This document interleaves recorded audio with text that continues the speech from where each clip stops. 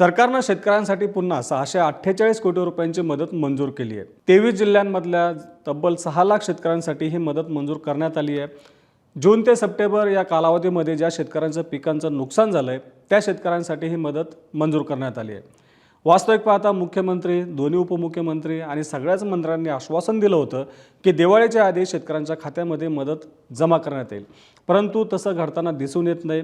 अजूनही टप्प्याटप्प्यानं मदत मंजूर करण्यात येते। आजही गावांमध्ये अनेक शेतकऱ्यांच्या खात्यामध्ये मदत जमा झालेली नाही आहे। त्यामुळे हे केवळ सरकारचं आश्वासन ठरलं। आधीच पीक नुकसान झाल्यामुळे संकटात असलेल्या शेतकऱ्यांचं संकट ऐन दिवाळीत देखील कायम आहे।